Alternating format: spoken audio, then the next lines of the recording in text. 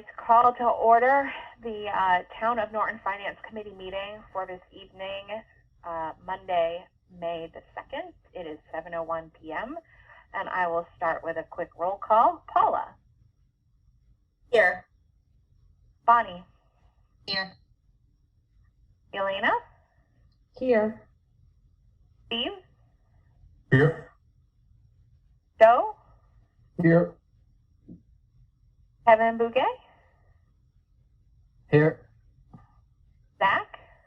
Here. Bill. Here. Awesome. So before we jump into our business for this evening, we're down to one Kevin. Our friend and former member, Mr. Kevin Snyder, was successful in his bid to join the select board on Saturday at our municipal election. So congratulations to him. We are very pleased for his success, and now we have an opening.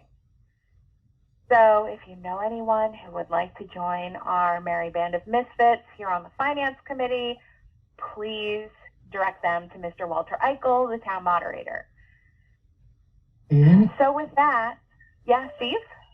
I just became aware that Mike Fiore resigned from the Finance Committee, and I just want to personally thank Michael for 25 years of his contributions to the Finance Committee. I may have missed that during a meeting, just to acknowledge all of his help and assistance over the years. So if I did miss it, I apologize. If I didn't, I just want to go again and thank Mike for all his stuff. No problem.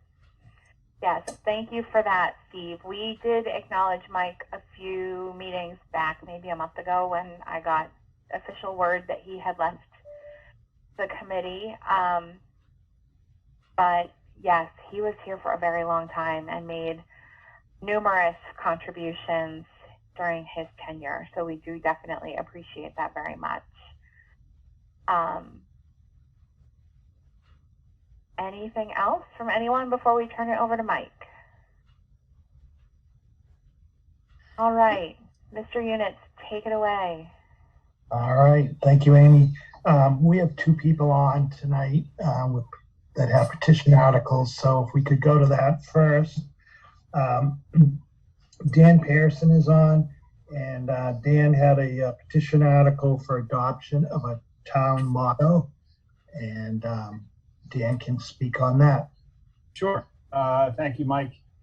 Madam Chair, gathered members, this is the motto I propose, Acumen Acutum.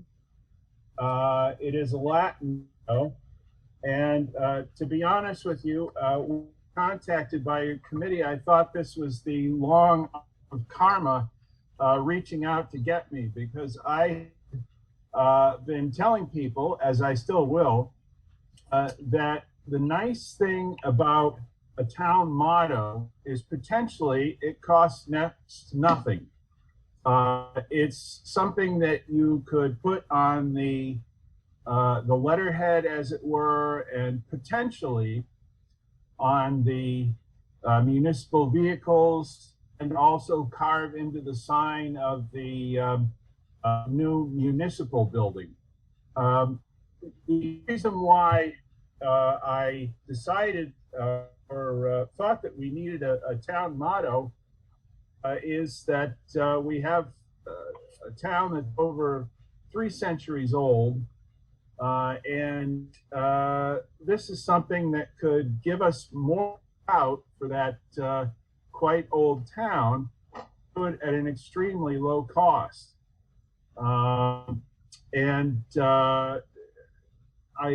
As I say, I don't know what I called town hall today to see how much stationery they used, and I was more or less told that really it's not much. Most things are done electronically.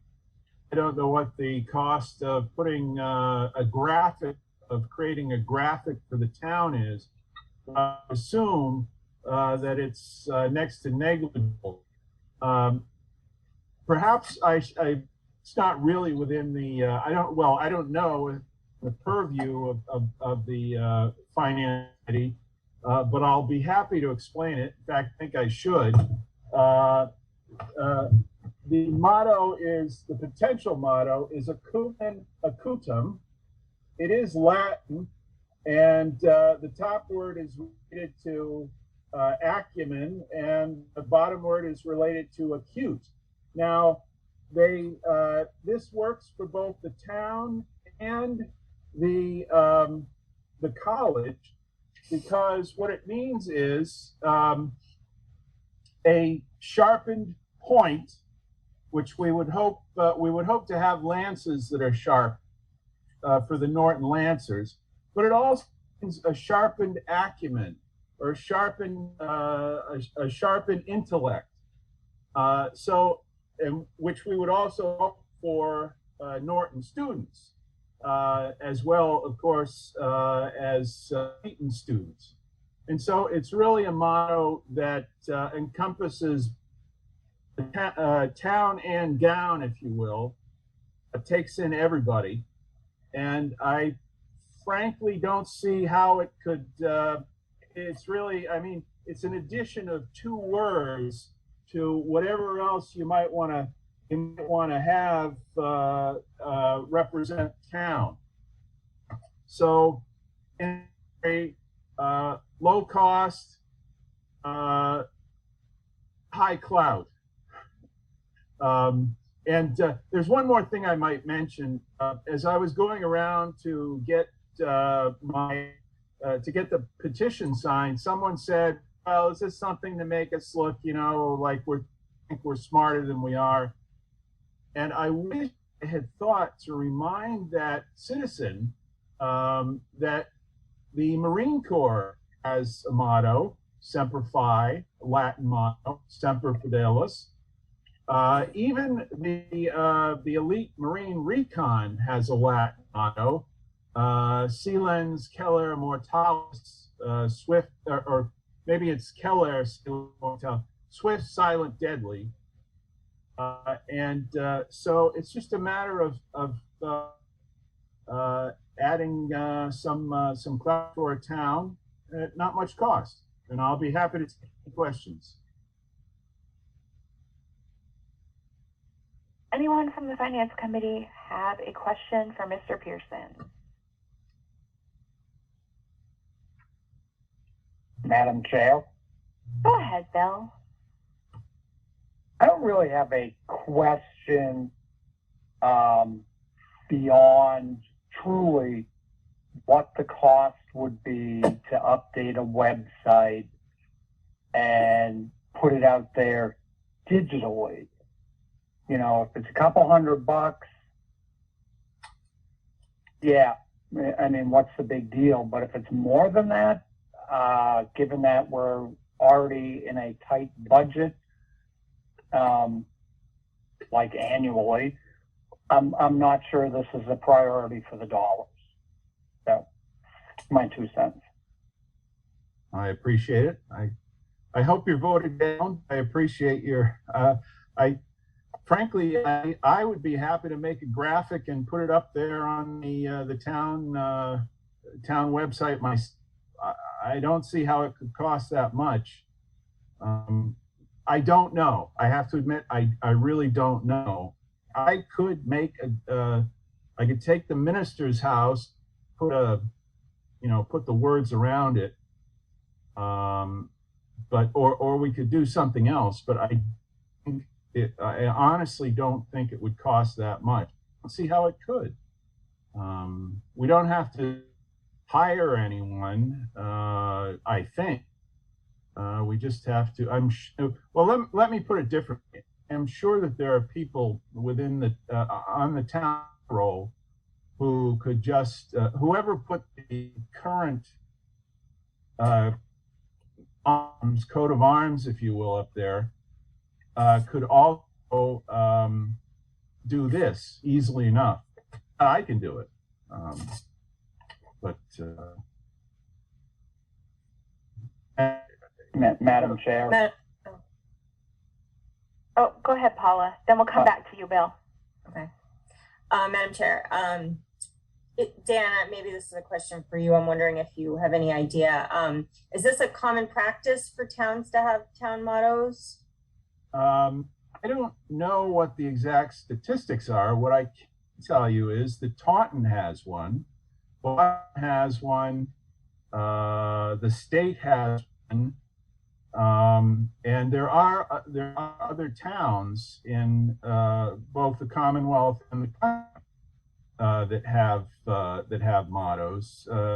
There are a lot of cities that have mottos. All of the states have mottos, and we are certainly as good as the state, I think. Yeah, I mean, for me, I guess just my first inclination right now is just thinking I'm not sure, like, spending any money with our tight budgets this fiscal year would be wise on something that we might not have to spend money on. May I say something else?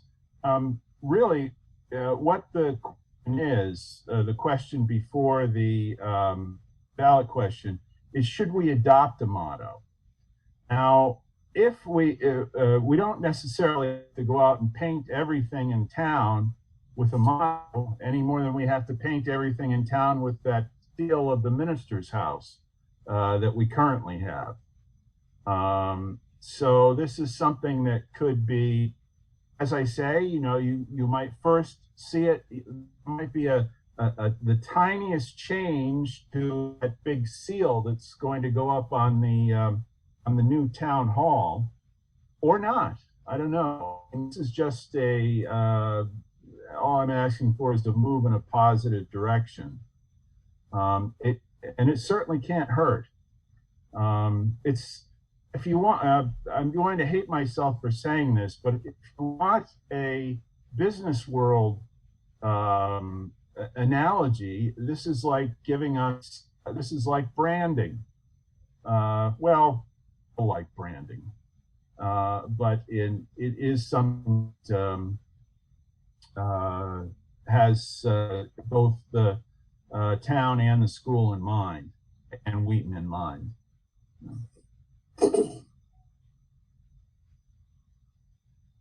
So I guess my question is, it's unfortunate that we can't make any changes to petitioned articles, because I would like to see like a study group or some sort of like ad hoc committee formed to determine what the motto should be. No offense to you, Mr. Pearson, I don't know what our options even are, but to just say, yeah, I think this one's the right one. I'm not sure how I feel about that. So I guess my thought is that this is something that, while I'm probably in favor of it as a concept, I don't know if I'm in favor of this particular one. I don't know.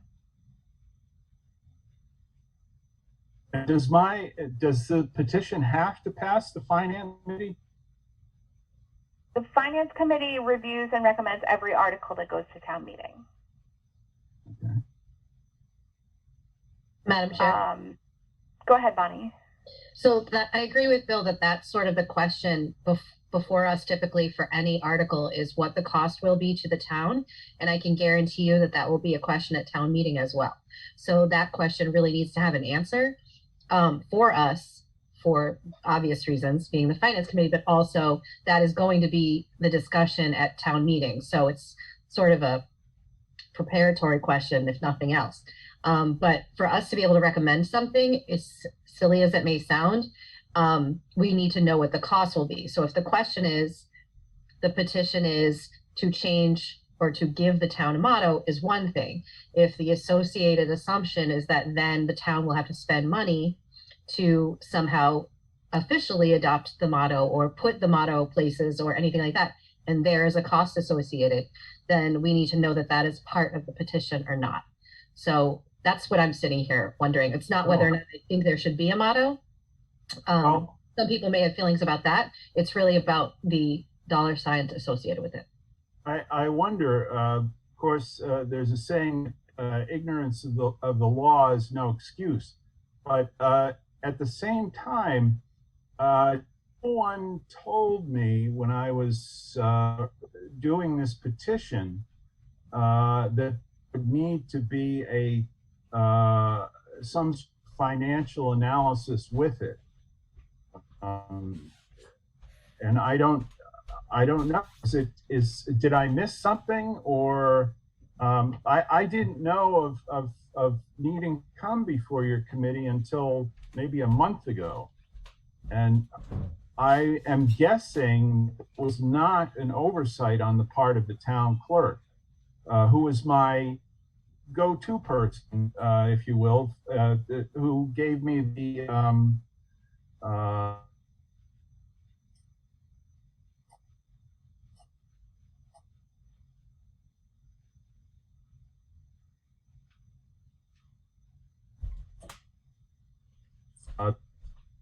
oh, there I am. Am I coming in? Now you are. Sorry, low bandwidth or something. Can you hear me? Yes, we can hear you for the most part. Okay, good.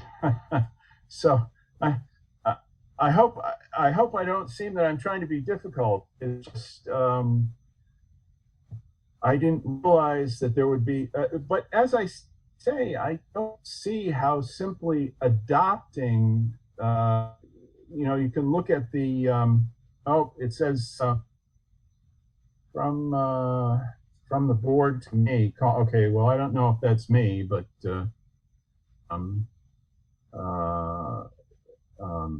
sorry, where were we? I don't know. I doubt that this would cost that much simply to adopt the adopt a motto. And again, it's not the what do you call it? The warrant is not to doesn't say anything about putting it on anything, just to adopt it. So, I mean, is there anything else I can, I don't see the problem. I do understand what you're saying. And does everyone have to have some sort of financial analysis to go along with their proposal, or?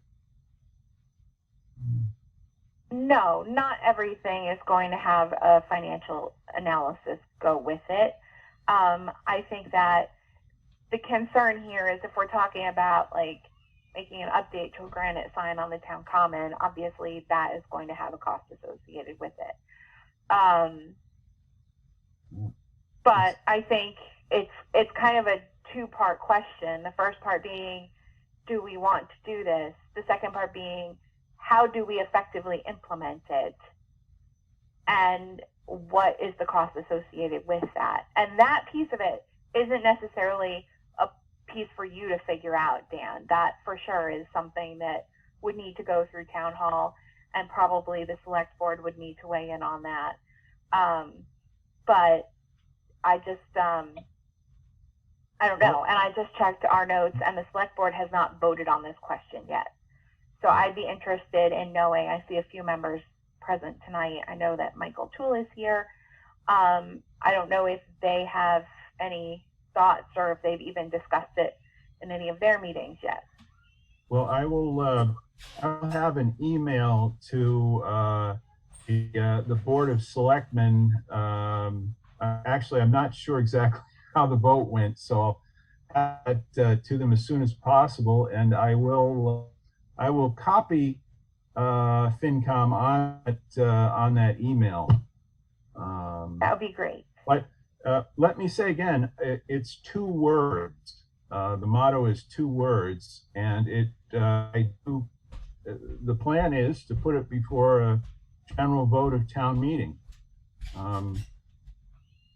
All of those who are willing to stay to the 19th or whatever it is, whatever spot I've been slated as. Looks like 18 so far. 18, okay. Madam Chair. Go ahead, Zach. Madam Chair, I just want to clarify something from Mr. Pearson. The Finance Committee is here just to make recommendations to the town. We're really powerless to do anything more than that, other than to offer our recommendations. You as a citizen have every right, regardless of what the select board says, or we say, to put it to town meeting as a private citizen of the town. So regardless of what happens here at the select board, you can take it up with the voters of town at town meeting. So just so we can be clear on that. Thank you. Yes, that is I entirely appreciate it. correct. Thank you for the clarification. Oh, Joe, you're on mute. Yep, I am on mute. Madam Chair? Go ahead. And just to add to that, Mr. Pearson, as Zach said, you have every right to bring that up. If the Finance Committee does not recommend it, the Finance Committee Chair will not make that motion at town meeting. That does not mean that you can't, or someone that you designate or bring with you can't make that motion at town meeting as well. So just want to make sure you're clear on the procedure. Okay.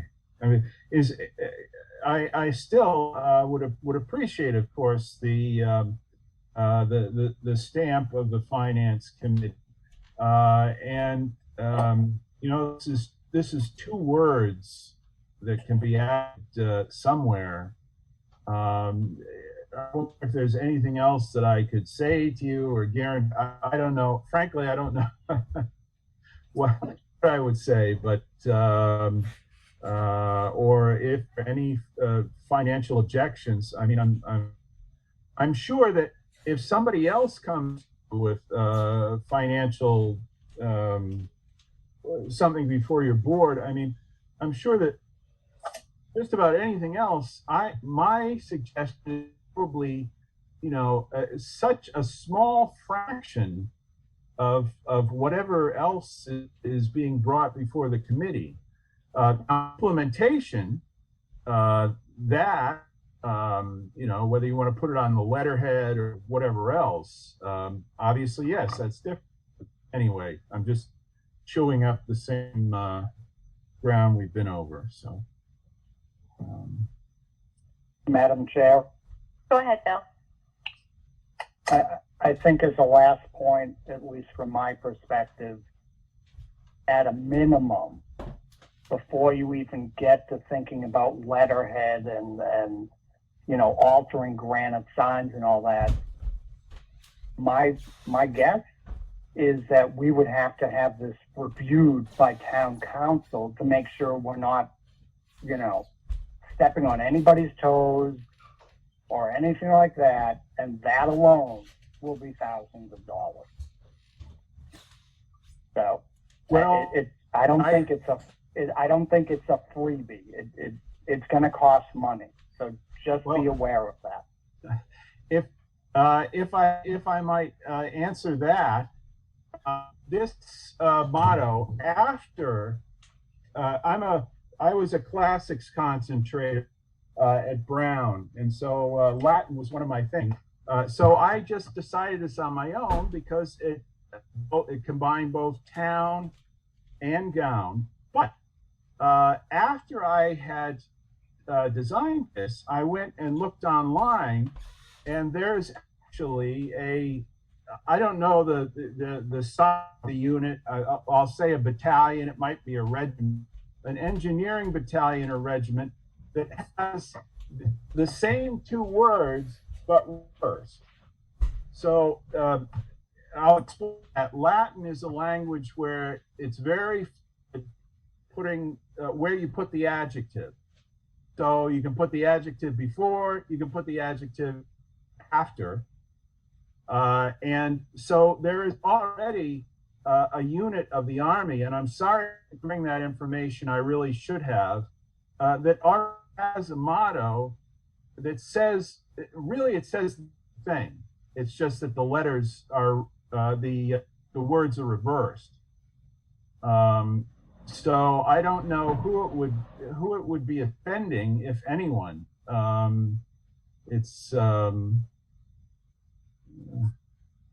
but yeah, I don't know what else to.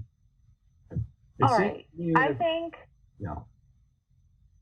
Unless anyone has more questions for Mr. Pearson, I'm going to recommend that we table any kind of vote or further action on this topic until the select board has a chance to vote, because I would like to inform our action based on some of their decisions, and I'd like to just hear what they have to say about it.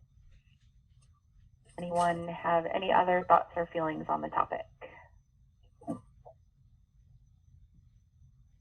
Well, I'd just like to say, if there aren't any, Madam Chair and members of the Finance Committee, I thank time and thank you for listening. Thank you, Dan. We appreciate your article and your enthusiasm on the topic for certain.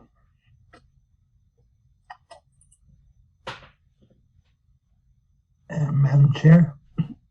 Go ahead, Mike. Article 16 was another petition article you previously voted on, and the proponent wasn't at your meeting, so I think the planning director had asked them to come tonight if that's something you're interested in hearing from them. Sure, I think we'd be willing to entertain conversation from them. Okay, I know Daniel Viana is on. I'm not sure who wants to speak for the group. Madam Chair, I'll speak if that's okay. My name is Jay Duca. Sure, go ahead, Jay. Thanks for coming. Thank you, Madam Chair. Good evening, committee members. My name is Jay Duca. I'm the co-consultant speaking on behalf of the owners of the property at 93 Mansfield Ave, which is also abuts Reservoir Road and is adjacent to the Norton Reservoir. I'm here to briefly describe our proposed project and its economic benefits, and to ask for your positive recommendation of our proposal, which will be voted on at town meeting on June 6th. I'll briefly describe the project, but first I'd like to introduce our development team, which are in attendance. The owners are here, Jacker Denovas and Daniel Viana of 93 Norton LLC, attorney John Walker, Jim Burke, professional civil engineer from DeSalle Burke Sala Engineering Company, Bonnie Tan and Jim Chen from JCBT Architectural Firm, Wai-Yip Chu and Wendy Ho, Construction Management and Construction, and Robert Conlon, Development Consultant. The property is basically 3 separate zoning parcels. I might ask, are we able to share screen, Madam Chair? I think so. Yes. I'd like to ask Jim Chen and Bonnie Tan, they'll share the screen. And while I'm speaking about the project, they can just briefly show you some conceptuals that we're talking about. So the project comprises 3 separate zoning parcels that make up the total land area. There's an R60 parcel, village commercial, and a commercially zoned parcel, which abuts Mansfield Avenue on Route 140. We're able to build 35 residential units on the site by right. However, we petitioned the town to change the R60 zone parcel to R18, which would allow us to build a total of 100 residential units along the site. Now that's may be reduced as we go through our conservation meetings. So we have to respect, there's a lot of conservation issues that we have to deal with. The zoning change would pave the way. If we could get the zoning change, it would pave the way for us to develop the commercial site as well along Mansfield Avenue with 3-story commercial buildings that would house ground floor markets, ice cream parlor, restaurant, retail, and salon use for the general public, with upper stories comprised of professional office use, such as dentists, lawyers, real estate, and other professional uses. So the commercial component would only be doable if we could get the zoning change passed through town meeting. The benefits based on conservative MLS sales, if we were to build 35 residential dwelling units by right, would generate a tax benefit of approximately $331,000 per year. If we're able to build 103 residential units, that would generate approximately $813,000 in tax revenue per year for the town. Additionally, the 103 residential units would allow us to develop the commercial site along Mansfield Ave. which would generate an additional tax revenue and would create jobs for the local community. Whether we build 35 units by right or 103 units with commercial space, the conservation land and the reservoir must be respected. We understand that. And we are going to do everything according to what the local conservation commission is going to allow us to build. So the number of units may be adjusted and quite frankly I'm sure will be reduced. But 103 is the number that we're shooting for if we can do that all by right with permission from the state and local conservation commission. So we're asking for your support and positive recommendation because of the economic benefits to the town. And we're hoping that we can get to the 103 or more than 35 units by right, which would be beneficial for not only for the town, but I'm not including the other amenities that would come along with the additional units if we were to build them, such as boat ramps, walking trails, and other amenities. So we're here to ask you tonight to support our project, and we'll be happy to answer any questions.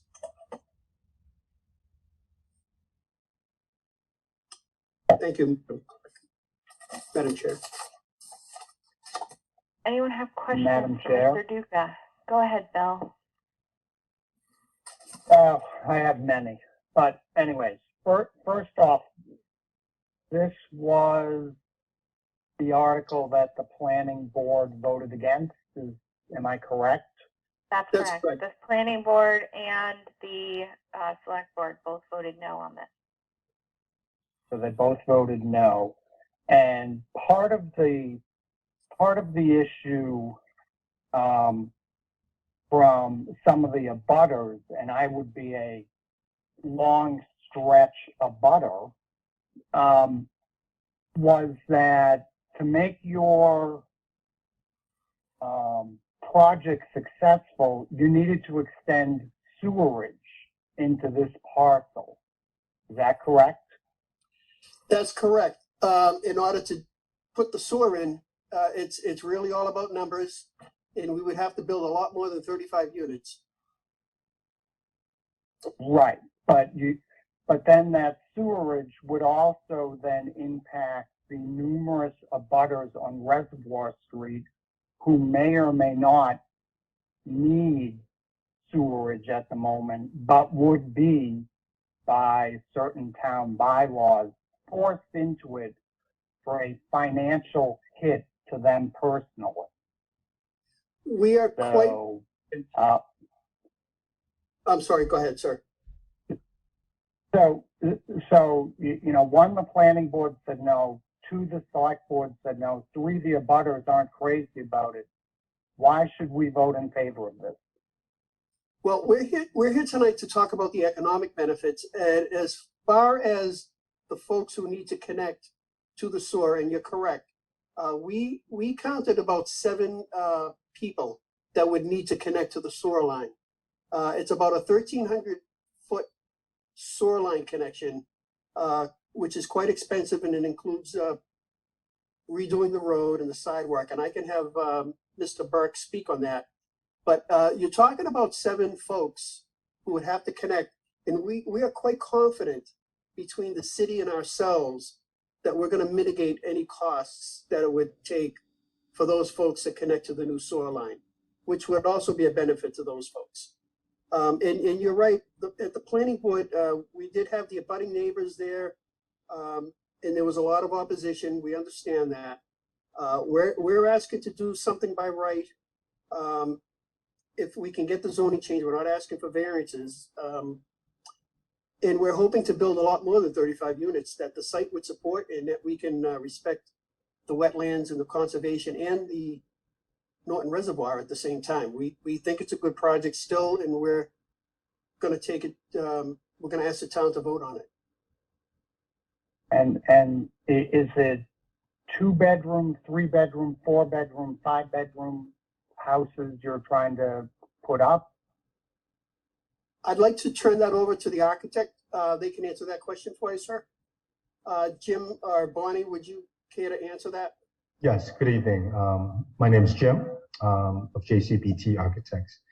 So what we're proposing is many different styles of homes, ranging from simply a ranch home, could be a first-time homeowner style, ranging from 1,500 square feet with 1-car garage, 2 beds plus 1 bath. And then another style would be sort of a larger ranch home style, approximately 2,000 square feet, 2 beds plus 1 bath. These are probably more fitting for the empty nesters style. And then in addition to that, we have colonial styles, which are sort of a larger homes, ranging from 2,500 to 3,000 square feet, with a 2-car garage, 2 stories, 3 beds plus 2 baths. And then a different colonial style, 2,000 square feet to 2,500, 2-car garage, 3 beds plus 2 baths. And then there are several proposals for sort of a duplex homes with garage entering from the rear of the building, ranging from up to 3,000 square feet, 2.5 stories, 3 bedroom plus 2.5 bathrooms. And then we're also proposing a sort of a row of townhouses consisting of 4 to up to 6. These range up to 3,000 square feet with 3 beds and 2.5 baths. Thank you, Jim. You're welcome.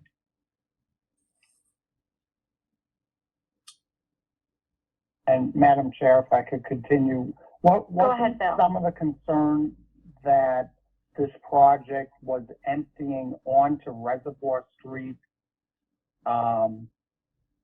versus emptying out onto Mansfield Avenue? So both the commercial and the residential would potentially be funneling through Reservoir Street, which is already one of the heaviest concentrated areas of the town. We haven't completed a traffic study. I'm going to ask Jim Burke if he's on. I can't see from my screen, but I'm thinking Jim's on. But we haven't completed a traffic study yet. And the reason for that is we haven't even got to a point where we have support for anything more than 35 units. We intend to do a complete traffic study and have 2 means of egress into the complex. And we intend to do a complete traffic study and show that the traffic would work. We realize that that's a concern of the neighbors, but we don't have the numbers yet because we don't know how many dwelling units that we're going to end up with. We may end up with 70 units after it goes through conservation. We may end up with more, we may end up with less. We may end up with just doing 35. It's all going to depend on town meeting, where we go from here. So we want to work with the town. We think it's a great project. It has a lot of amenities, a lot of benefits of the town, other than economic benefits. We totally understand the abutting neighbors were opposed to it, and we understand and respect that. But we're going to mitigate any concerns. We have planned on mitigating any concerns that they had. But we're here tonight mostly talking about the economic benefits. But yes, we need to do some more traffic work on that, sir. If you want me to Right, I think. I'm sorry, Jim Burke is here. I'd like him to just add anything. I'm sorry, Jim, I didn't see you on. Yeah, no, that's okay. And just to further your traffic discussion, we have Jeffrey Dirk working on an analysis as we speak. I believe he's done counts already. I asked him to get started on that, just so we weren't doing them in the summer. So we're moving. We understand the traffic issues related to this project. As far as connecting the lots, the commercial lots, the village commercial and what we hope to be village commercial lot all the way from Reservoir Street to Mansfield Ave. We haven't finalized the wetlands. Hopefully, we'll be able to connect the two, do a crossing. There's certainly plenty of land to do an under 5,000 square foot alteration and do some mitigation for that and permit it under the Wetlands Protection Act. That's our goal. That's what we proposed originally. I think actually a connecting road, whether it be an emergency road or an actual residential road that would connect the two parcels from Mansfield Ave to Reservoir Street, that remains to be seen. But I'll be honest with you, that would be my original design. There are permitting avenues to pursue. If it is over 5,000 square feet, we are going to have to go see MEPA. Even without that alone, this is, it has a lot of moving parts to it, this particular parcel, with the amount of wetlands, Norton Reservoir, sewer extension, and the like. So it's a complex job. But I think, from a financial standpoint and an economic standpoint, I think it's a benefit of the town. It extends the village commercial to a section that a budding lot that is currently residential. And as we told the planning board and originally, that we have no intention of using it as commercial. It's strictly a residential parcel, and that's the way this is shaded right now. You'll see the commercial part shaded a color of kind of a red on Mansfield Ave, and you have the residential section that's in the back. So we have, it's strictly in planning stages, and we just think it's a benefit, an economic benefit to the town to get these parcels in a positive tax bracket.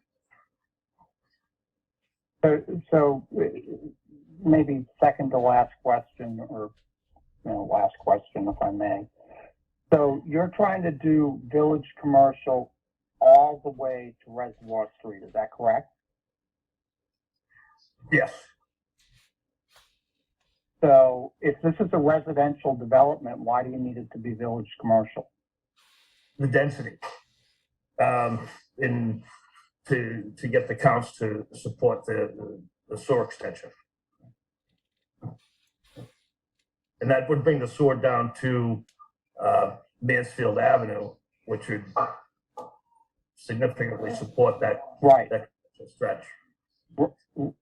Right. So you're bringing it from, Reservoir Street all the way down Reservoir Street to Mansfield Avenue?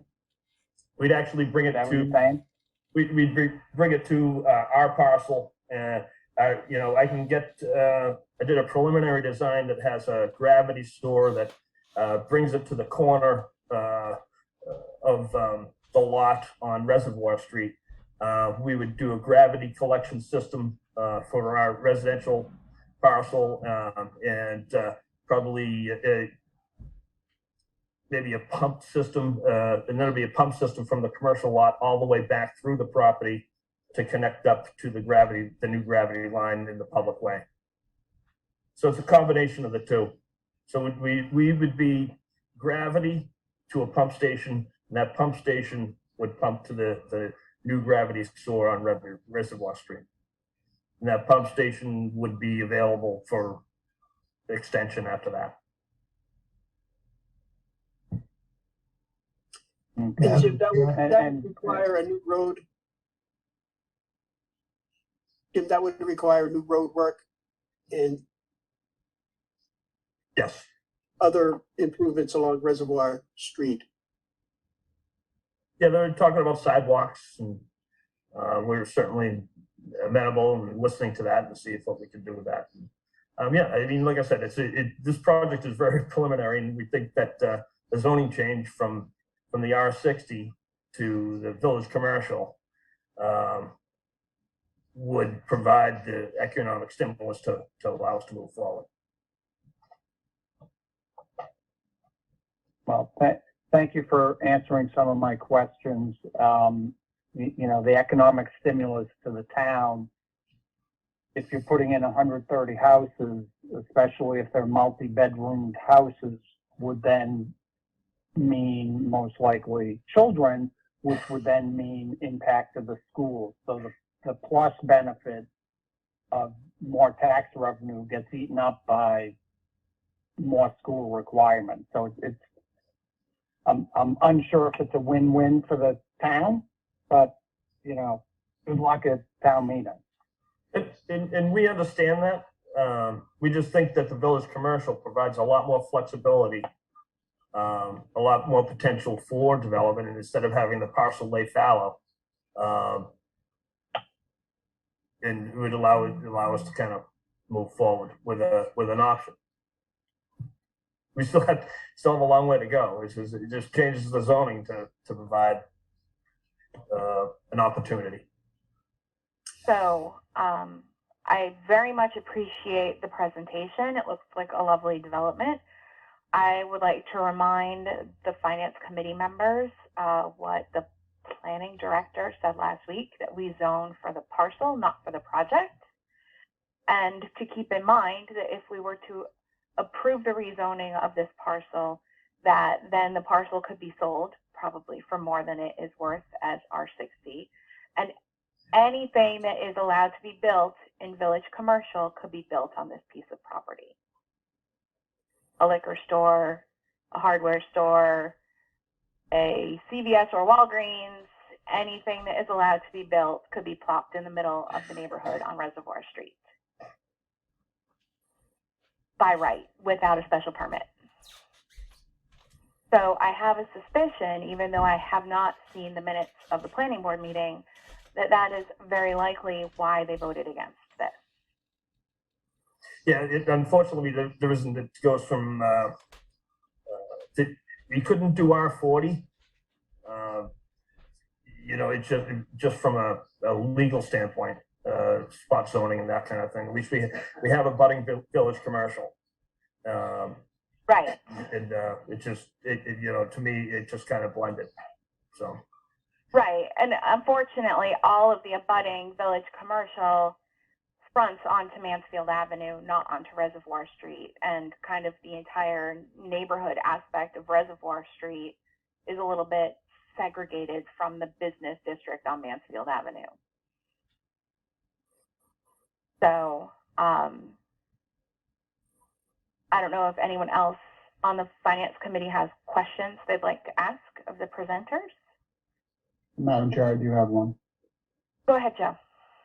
So quickly, and this kind of goes back to the village commercial piece versus some other thing, some other zoning. My understanding is that by special permit, even on R40, R60, you could petition for a special permit to put in a cluster development on smaller parcels. Can you explain why you didn't go that route? We'll be looking into that. You still are limited by the R60 zone in the sense that the cluster allows you to reduce infrastructure and reduce lot size, and that doesn't allow you to get extra lots, is my understanding. So it's certainly helpful, and we are looking at that. Okay, all right, thank you. Any other questions?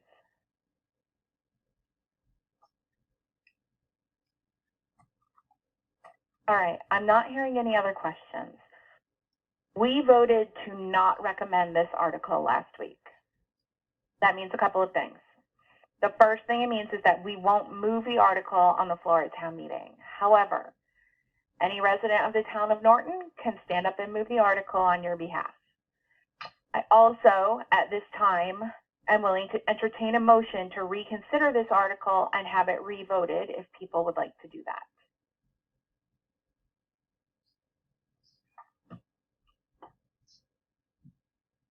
I am not hearing a motion to reconsider, so I think the motion or the vote to not recommend this will stand. But you are welcome to come to town meeting and move the article yourself and make your case to town meeting. Appreciate your time. Thank you so much, and best of luck. Thank you, Madam Chair. Thank you.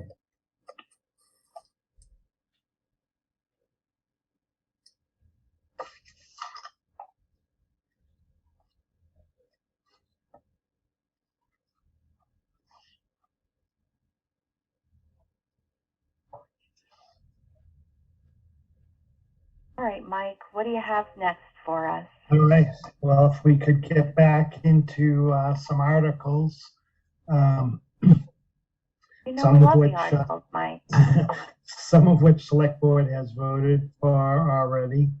Article 3 is for tree services for the highway department, so they can bring in companies to handle some of the trees that they cannot handle. And the recommendation that was approved by the select board was $31,000 from free cash. Right? Anyone have questions about the tree services article?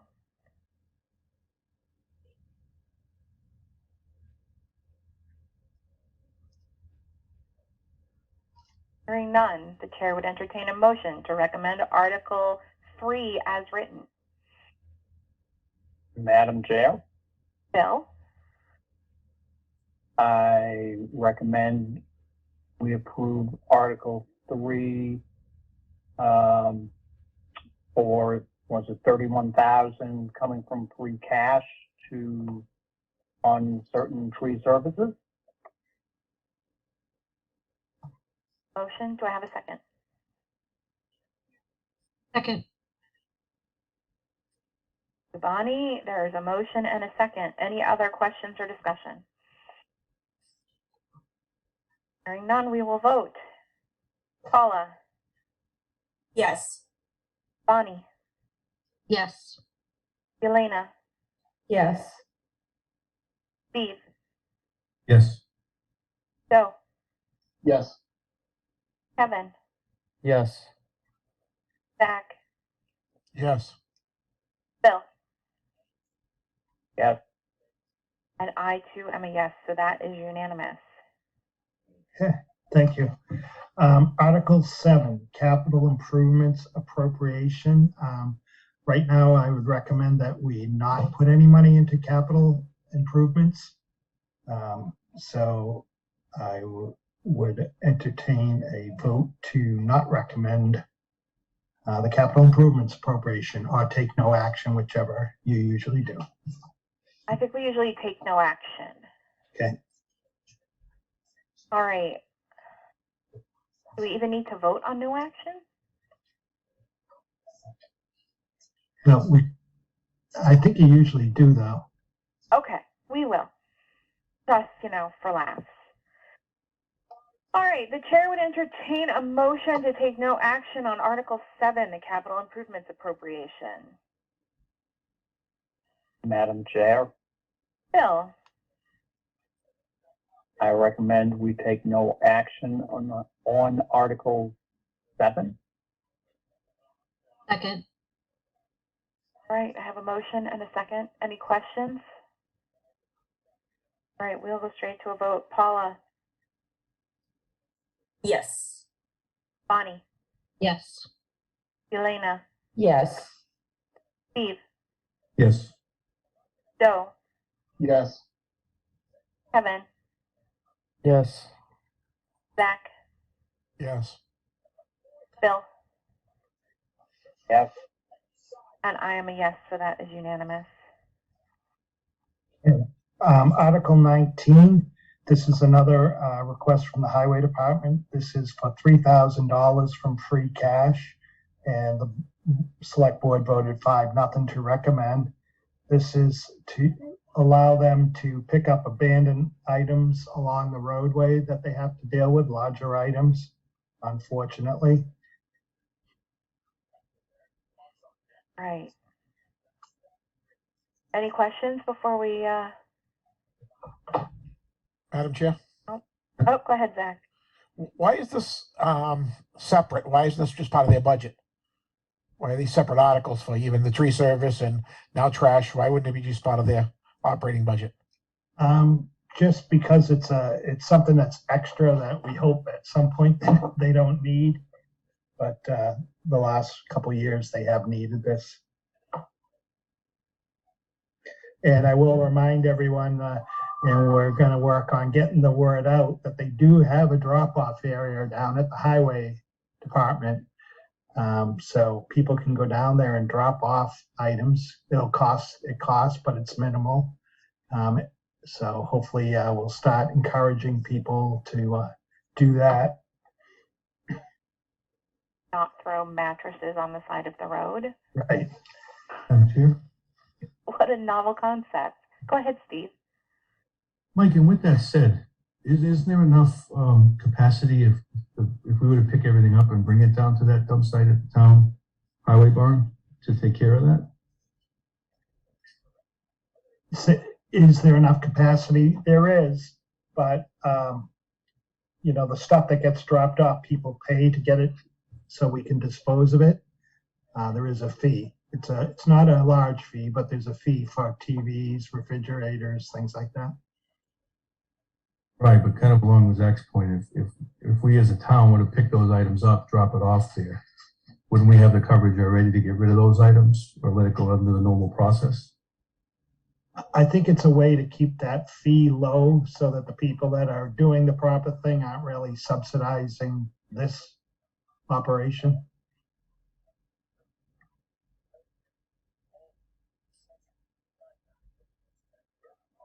I'm fairly confident the folks that are doing this are not watching. But I will say that it seems as though it would be not much of an incentive to bring things to the dump site when you can dump them on the side of the road for free and the rest of the town pays extra so that you can do that. I thought the point of this was our town highway department picking these items up and disposing of them, not town members. Am I missing something there? Nope, that's right.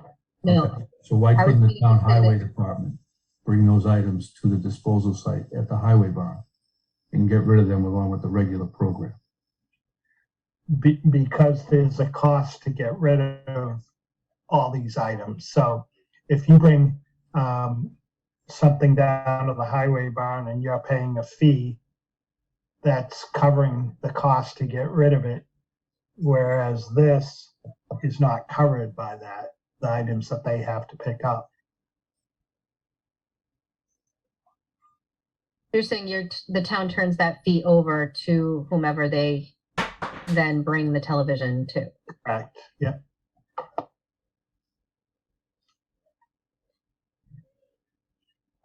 Madam Chair. Go ahead, Paula. Sorry, just a quick question. I'm just curious, Mike, how much did the highway department spend on this last year? I believe they spent it all.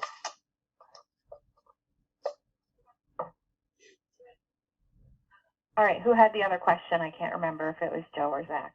Everybody It was started me. to sound the same after a little while. It was Kevin. Go for it, Kevin. Mike, I know it's tough to enforce, but is there any cross-department sharing between the highway department in prior years as the common dump sites in terms of monitoring those from the police department or anything to subsidizing is one thing, but as a deterrent, do we share those details with the police department? We do, and you know, sometimes if it's oil or something like that, we work with them to try and figure out where it came from. If there's some identifying factor with it, we'll work with the police to try and find that. We do put signs up, but it's really tough because you have to catch someone in the act or find evidence there, that will lead you to them. Thanks. Yep. We need a trail cam. Just saying. Seems like an $80 investment that would be well worth it. Would be. All right, any other questions on Article 19? All right, hearing none. The chair would entertain a motion to recommend Article 19 as written, moving $5,000 from free cash to fund. $3,000. 3,000. Sorry, my mistake. $3,000 from free cash. Madam Chair, Go ahead, Bill. sorry. I recommend Article 19 as written, moving $3,000 from free cash. Second. Do I have a second? Oh, thanks, Kevin. All right, any other questions before we vote? Madam Chair, Go ahead, Joe. it's not a question, it's more of a explanation of what my vote's going to be. I have a really difficult time with this one, just because, as Bonnie said, like, we're kind of picking up the tab for the people that aren't doing the right thing. And I understand, I don't want our town to look like a garbage pit either. And that's why I'm going to vote yes, but that really gnaws at me. I don't think you're the only one that feels that way, because I feel that way as well. But on the same token, yeah, we don't want there to be discarded trash all over the place. So Exactly. until people do what they're supposed to do, That's my 2 cents. here we are. All right, any other questions or comments before we vote? Hearing none. Paula? I agree with your 2 cents, Joe. I'm going to reluctantly vote yes. Bonnie? Begrudgingly, yes. Helena? Yes. Steve? Yes. Joe? Yes. Kevin? Yes. Zach? Yes. Bill? Yes. And I, too, am a yes, so that is unanimous. Thank you. And Article 20, OPEB funding, I would recommend no action now. Okay.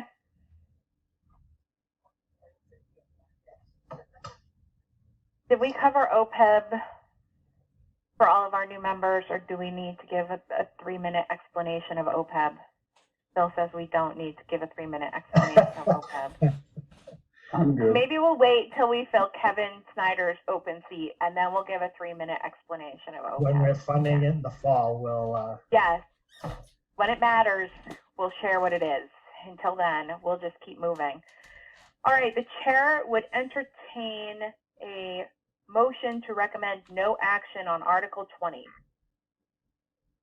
Madam Chair, Bill, what have you got?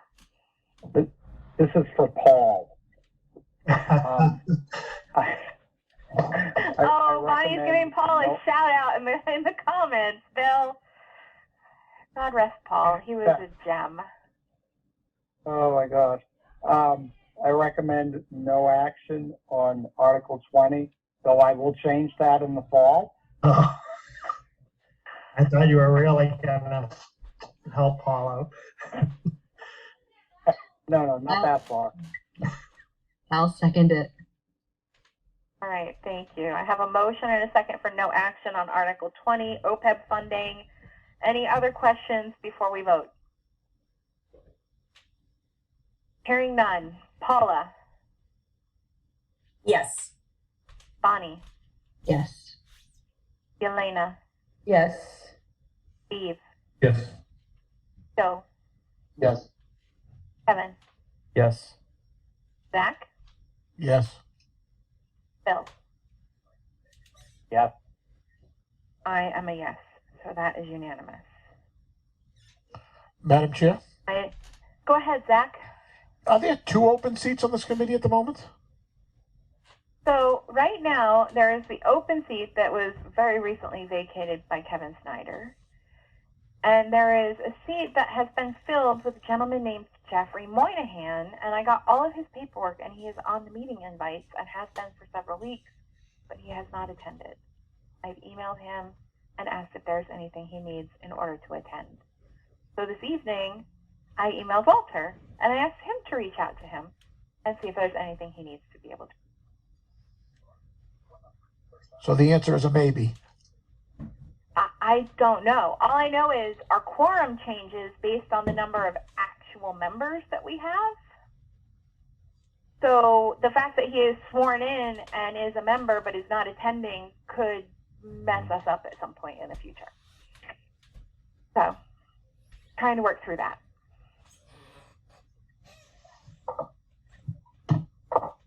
Madam Chair, point of information. Go ahead, Michael. How many meetings typically is it before you remove a member? I don't even know if we've ever done that, Michael. Because if it's going to mess you up, I would hate to see that mess you up. I only asked the question.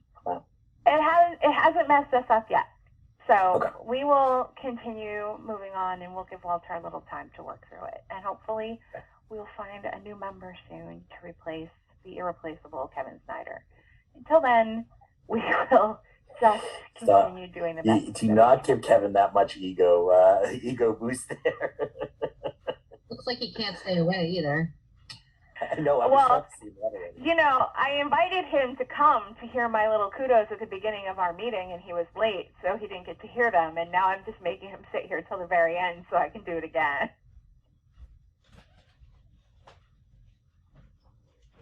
Anyhow, Mike, I assume we are doing the same with Article 21 that we just did with Article 20. Yep, for stabilization, and that would fund in the fall also. All right, perfect. So does anyone have questions about the stabilization fund in Article 21? All right, hearing none, the chair would entertain a recommendation for no action on Article 21, the stabilization fund. Madam Chair, Go ahead, Bill. I recommend no action for Article 21, Stabilization Fund. Second. I have a motion and a second. Any other questions? Hearing none, we will vote. Paula, Yes.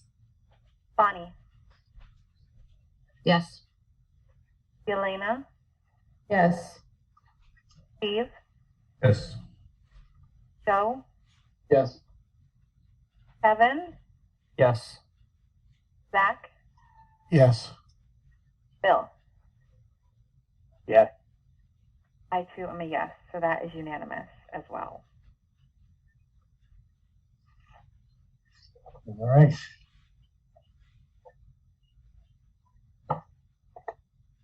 I just wanted to, let's see. Let me share my screen.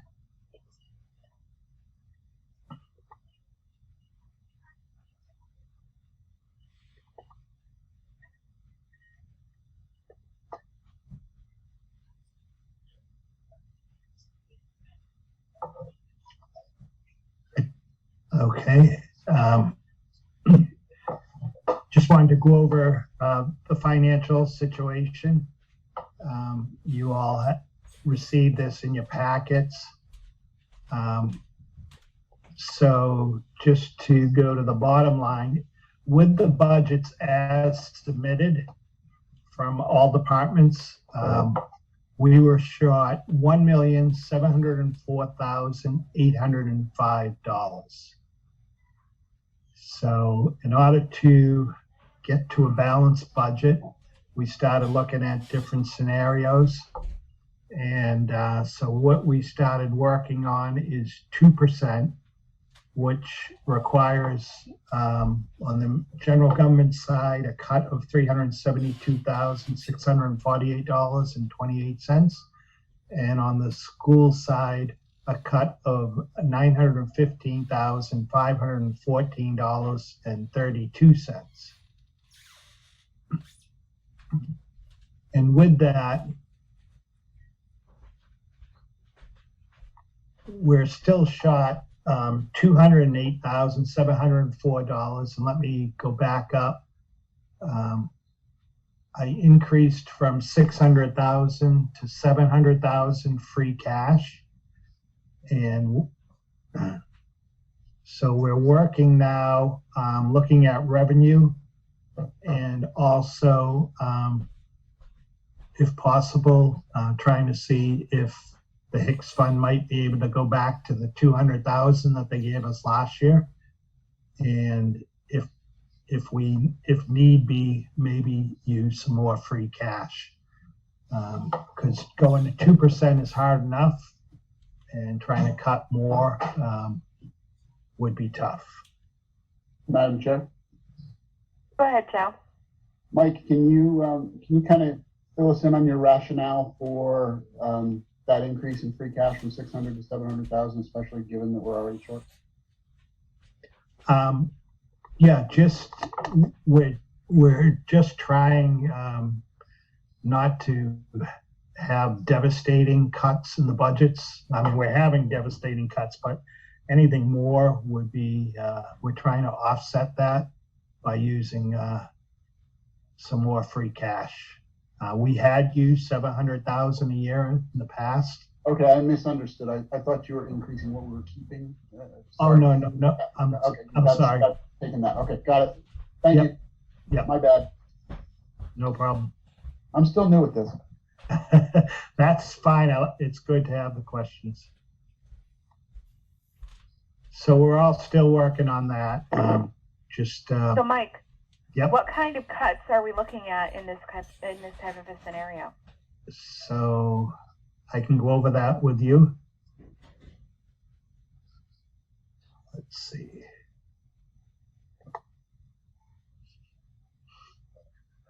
So some of the larger ones, I mean, on the town side, going through some of the budgets are so small, it's like cutting 100 here, 200 there. But some of the larger ones, under the town manager, one of the larger ones was a reduction, and we have a priority of the select board is to have money for an HR consultant or a part-time HR person, and also some money to assist with when consultants are needed on grants. So that is still there, but we reduced that by $10,000. That was one of the larger cuts. And so let me just see what the total is right now in that line item.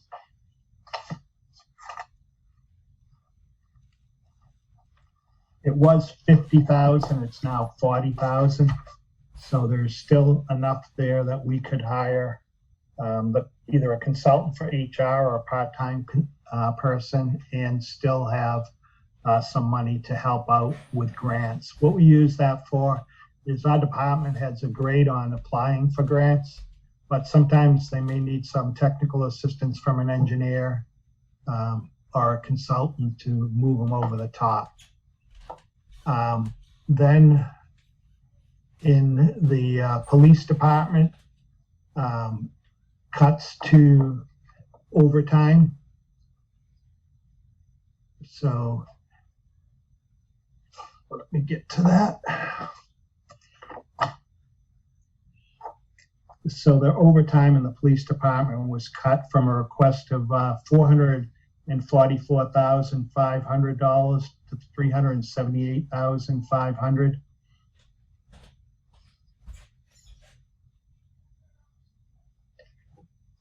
And in the fire department, one of the things that was in the fire department budget was that we're trying to, in 2024, the grant the fire department got will be gone, and we'll have to fully fund those positions in the fire department. And this year, the fire department, we had the chief put in a third of the cost of that, trying to start getting acclimated to what it will be in the future. And we had to take out that $77,000 that he had there. And we also had to cut their overtime. I'm trying to get to his budget to see what the overtime was cut.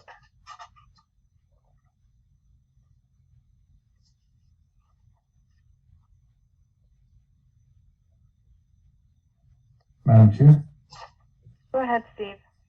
Mike, I'm just curious, what was the increased cost to open the Chartley Fire Station, if any? I can get that from the chief for you. I'm not sure, and that obviously is one of the concerns, because if the overtime's cut and we're not able to replenish it in the fall, and there's always obviously no guarantee that we can do that, they can fill the Chartley Fire Station when they have a full complement. But if the overtime is cut and stays cut, they won't backfill until there's 2 people out. And so, that would affect the Chartley Station. They would, if there's 2 people out, they may have to close the Chartley Station.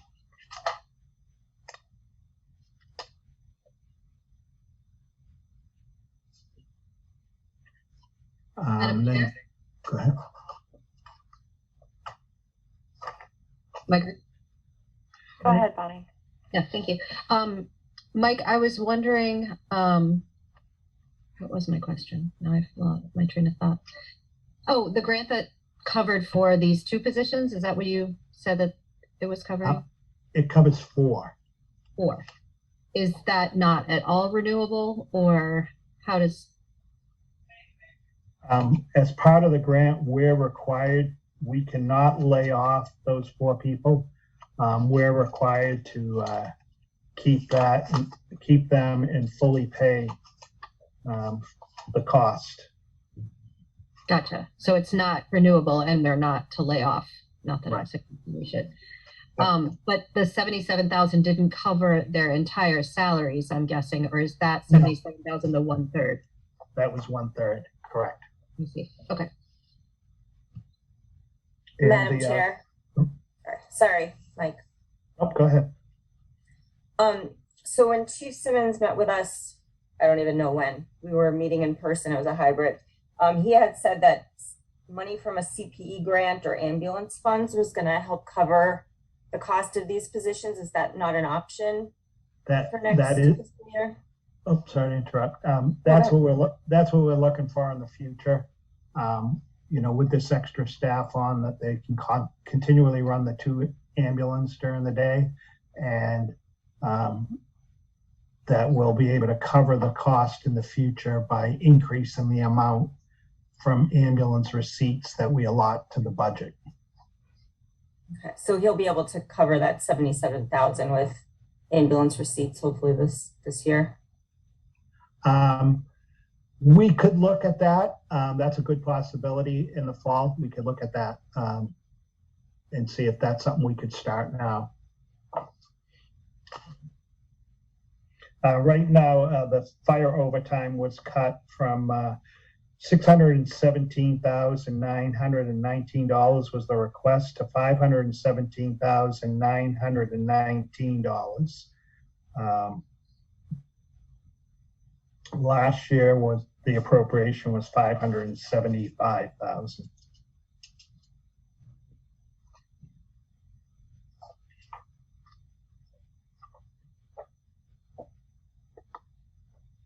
Mike, do you know how many do we have a man hours equivalent to how many man hours that equates to?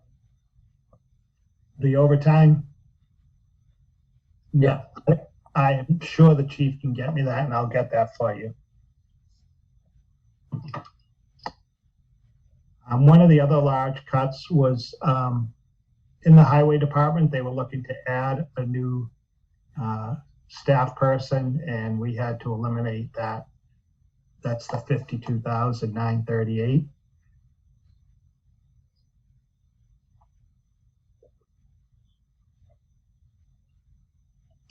In the veterans department, the veterans benefits was reduced from $230,000 to $220,000.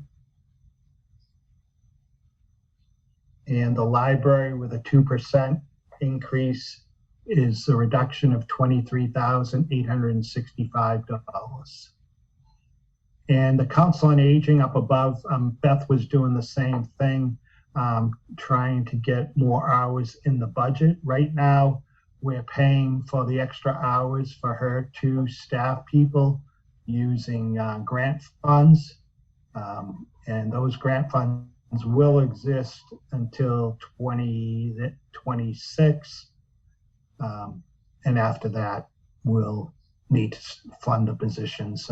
As the senior population grows and we go into a new center, we'll obviously need more hours for the staff. That's a clerical position and the outreach counselor.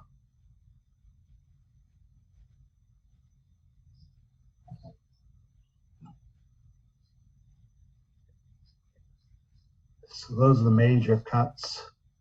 And all departments have been made aware what the cuts are.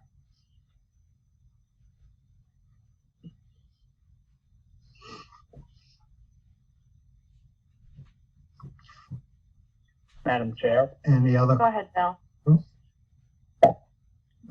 Mike, will we be hearing from Dr. Baeta on the major cut to his budget and what that's going to impact? Yeah, he's still working on that. So I'm sure that Dr. Baeta will be, I'll check with him and see which meeting would be convenient for him to come. I know they're coming to the select board meeting on the 11th. So possibly the Monday after that. Thank you. Yep. Madam Chair. Go ahead, Zach. Mike, what impact to the, I know, 2 questions. I'll phrase this in 2 questions. The first one is you got rising interest rates and rising borrowing money. What effect is that going to have on the town budget? And what effect is that going to have on the debt exclusion? Is that automatically rise if you're borrowing at a higher rate? Does that automatically rise? Which you're going to levy to the taxpayers? Or how does that work?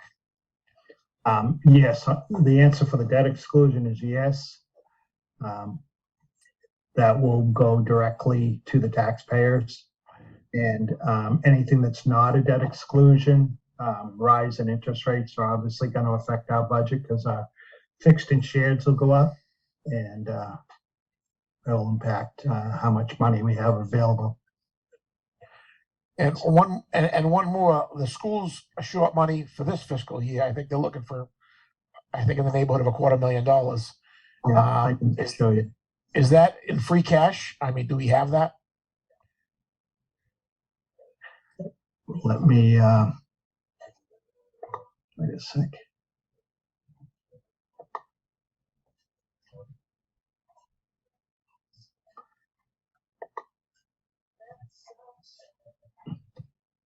Am I sharing my screen now? Not yet. Not yet. Okay. Give me a second.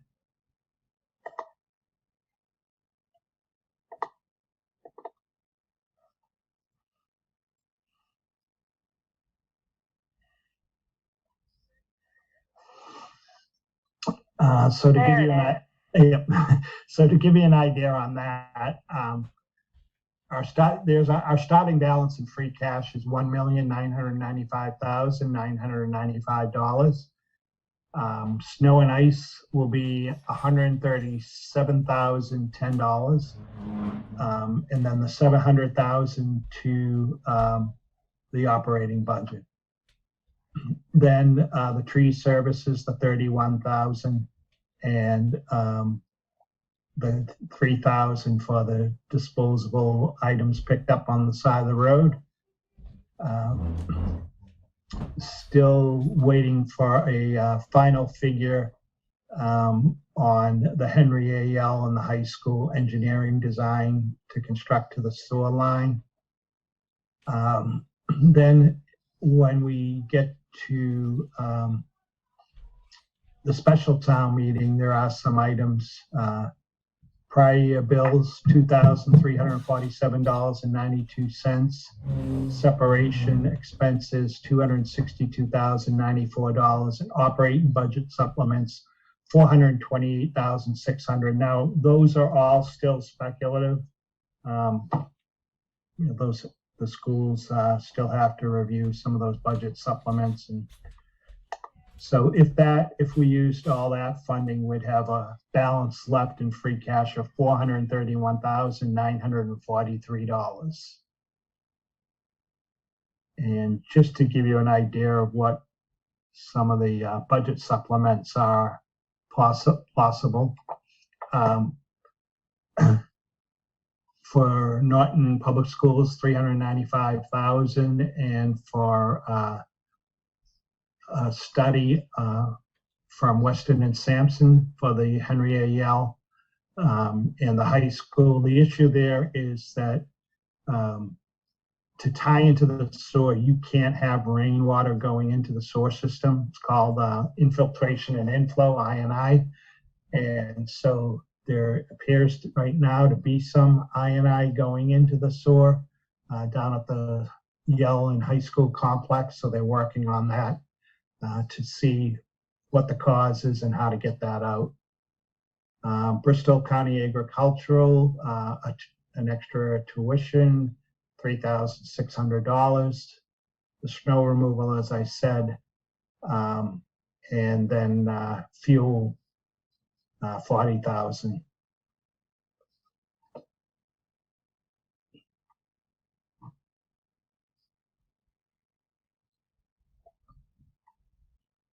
So, Zach, did that answer your question somewhat? Yeah, it looks a little grim, but it did. Okay. I think it looks very grim, Zach.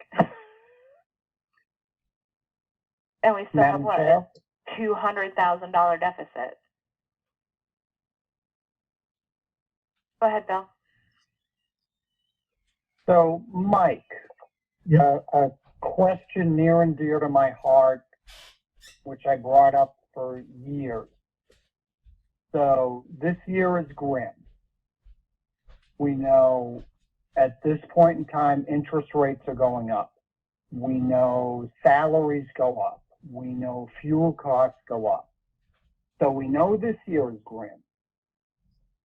Have we kind of projected out how bad the next couple of years are going to be? Because again, this is a great process, but to me, it's always made little sense to do it year to year when there's a much bigger picture potentially out there that perhaps we should be planning for something 2 years down the road. Mm-hmm. So are we doing that yet? Yeah, if you remember, we did do the 5-year plan last year or 2 years ago. So we'll look at that again and update that. See how it played out so far and update it for 2 more years. I'm gonna guess, given all the recent events, that it's pretty off at this point. Right. Thank you. Go ahead, Michael. Madam Chair, I'm sorry. Mike Units, I believe when you did that 5-year presentation, it was almost a $3 million shortfall. Wasn't it when you presented that last time? Definitely was a shortfall. I'm not sure if it was that high. I'll have to pull that out again and look at it, but definitely we were projecting shortfalls. Yeah. I bear speaking for the whole committee. I know the select board feels the same way as probably Bill Rotundi and so forth.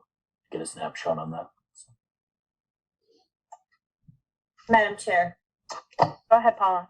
Mike, when you did the 5-year snapshot, did that include like projections from Blue Star and any of these new businesses that are moving in, the recreational marijuana and possibly more tax revenue?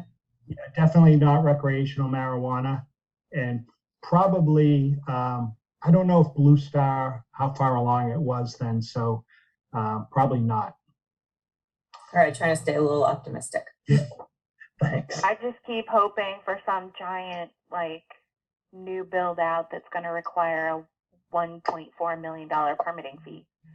Because that would be really convenient right now. Which would save us for a year. Which would save us for a year, exactly. It will not save us for the long term. It will save us for this particular year. Because we're all not saying what we say sometimes, which is that we don't have enough revenue to cover the increase to our budget that we need.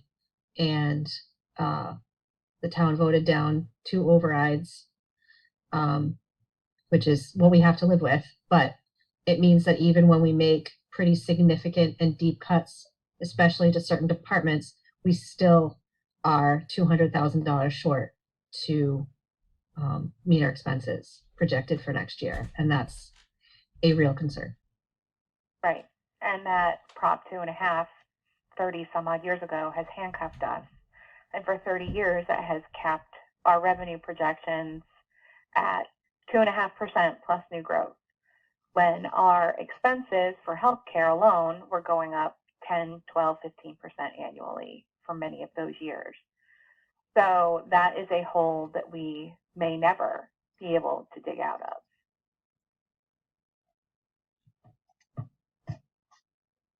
Madam Chair, to add to that, I think we've all been drunk with COVID relief federal money for the last couple of years that we've kind of gotten used to, and that's fading fast. No matter which way you slice it, I think we have a multi-million-dollar problem for next year, not 200,000-300,000. I mean, I think it looks like, I know the schools are carrying over, school choice money. Just look at the basic numbers; they're looking to be short about $3 million next year before we even get into the town budget. So I'm not sure where we go from here, but I'm it's not going to sure get where worse we go before it gets either. better. But I would like to see us have more than just minimal services for seniors and veterans, and be able to, have nice things, because nice things are cool. But sadly, we are not in a position to have nice things. We're in a position to cut everything but the absolute necessities, and maybe even some of those. Madam Chair, Go ahead, Kevin. just as a reference point, I saw there's a federal inflation protected, it's called a Series I bond. Some people may be familiar with them. The new rate the Fed just put out on those is 9.62%, and that's readjusted every 6 months. So just to think about the inflation rate right now, it's up another 2%. 6 months ago it was 7.5%. It continues to go up every time the Fed relooks at that rate. So it's more bad news, unfortunately.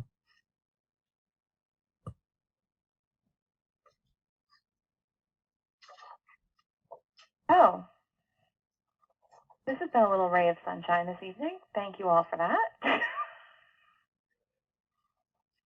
Just this evening? Mike, what else do you have for us? Well, do you want to start voting on some of the smaller budgets? Finance Committee, ZBA. Do we want to vote on those? Do we want to wait until the budget is a more final state and we hear from Dr. Baeta? What are you guys thinking? Madam Chair, I think I'd feel better waiting until we're closer to final. I agree with that as well. I think, and I'd like to also hear from the chief.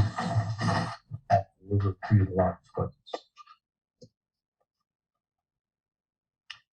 All right. It seems like we have a general consensus to wait. And I mean, it'll take us 15 minutes to run through those small budgets anyway. So I don't think that's a very big deal. I'm usually not someone who favors kicking the can until next week, because then 3 weeks from now we have a 4-hour-long meeting and nobody likes that. But I think we're okay. Anything else? That's it. Thank you. Madam Chair? Go ahead, Joe. Mike, I'm going to put you on the spot a little bit. You may not have the answer to this, but at the election over the weekend, someone approached me and asked me why we as a town are not looking at replacing, or when we get new vehicles, looking at electric vehicles for police and fire, as we do for some of the town vehicles. Yep. Actually, the police chief is looking right now at a hybrid anyways. Yeah, electric or hybrid, that was. Yep, I was surprised he came to me the other day and said that he thinks he may have, he's looking at that right now. So, Okay. Yep. Do you know if that would be for this fiscal year or something he's planning for the next? I think he's looking at that if possible for one of the next cruiser replacements. Okay, all right, thanks. Yep. Cool. If he can find one. Right. But with the rising cost, as we saw a couple of sheets ago of fuel, that Yep. Might be something that will help balance things out a little bit. Yep. Other questions? I do see select board member Snyder is here. Oh, right. Because he missed my little congratulatory message at the beginning of the call. It was a good one too. I know. All right, we'll do it again. Kevin, welcome. Congratulations. We're so happy for your win and that we get to continue collaborating with you at all our joint Super FunCom meetings. Thank you. Did it sound more sincere the first time? No, I didn't. I did put a little shout out there that, now we had a seat to fill, and to please reach out to Walter Eichel if you would like to join our Merry Band of Misfits, which is what I'm going to call us all from now on. That sounds good. Well, I want to thank everybody for the last 2 years. It's been super fun. Look forward to seeing everybody at a different meeting or at different meetings in the future. So, and thank you for the congratulations. I really appreciate it. Well, we wish you the best. Your success is our success. So we wish you many happy returns and good luck moving all your meetings to Wednesdays. Your mistakes are your own. We have nothing to do. Your success is our success. Your mistakes are all yours. That sounds just like my real job. So yeah, perfect. I'm used to that. All right. All right. Thanks, Amy. Thanks, Kevin. See you soon. Anything else for us, Mike units? Nope. Just you do have a list of the special town meeting articles. Waiting for town council to review a warrant, and then we'll get that to you as soon as we have it. Awesome. And I know that Michelle sent me over the info on our public hearing. Oh, yeah. I think it's later this month. Yep. So if you can agree on that, so we can get that ready to be publicized. Yes, definitely. I sent her back a note and said that schedule looked fine. We are currently so many emails.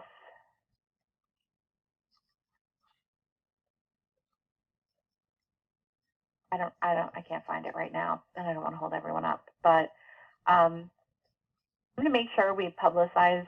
I know it gets published in the paper, the Sun Chronicle, we post it in all the places that we post meetings. I'm going to push it on social media and just see if maybe we can get 3 attendees, because that'd be, 300% more than usual. And that'd be great. So we'll see what we can do. Try to inform people, the general population, so they can vote and make good decisions and understand that we're running a pretty significant budget deficit. So, and all that. Anyone have anything else? Madam Chair? Ani? I know on our agenda, it says that we are meeting next Monday. Do we have a schedule beyond that? Maybe it was shared last week. I did miss that meeting. I think we're tentatively scheduled for every Monday from now until town meeting. Except Memorial Day. With the exception of Memorial Day. Got it. Thank you. No There problem. was a joint meeting somewhere too, Amy? So the joint meeting is still currently tentative for the Monday after town meeting, which I think is the 13th. Now that there are 2 new select board members, the select board will meet this week and confirm that that date still works. And then we will finalize everything. And there will probably be a meeting of the chairs of the boards to set an agenda, or, you know, a flurry of emails or something. Madam Chair, do we Go ahead, have a Paula. meeting scheduled for that Monday right before town meeting, the 6th of June? I don't know for certain. I will get back to you on that. Thanks. No problem.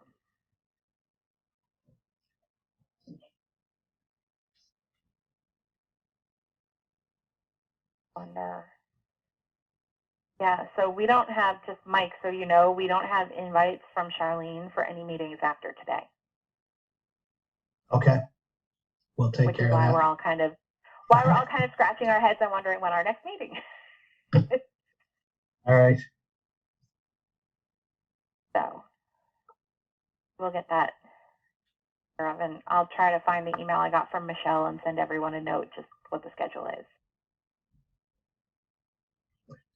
All right, anything else? Thank you. The chair would entertain a motion to adjourn. So moved. Second. All right, I have a motion and a second. Any other questions? Hearing none, let's vote. Paula, Yes. Bonnie, Yes. Elena, Yes. Steve, Yes. Joe, Yes. Kevin. Who's Kevin? We lost Kevin. Zach, Yes. Bill, Yep. and I too am a yes. Thank you all very much. We will talk again next week. Have a lovely one.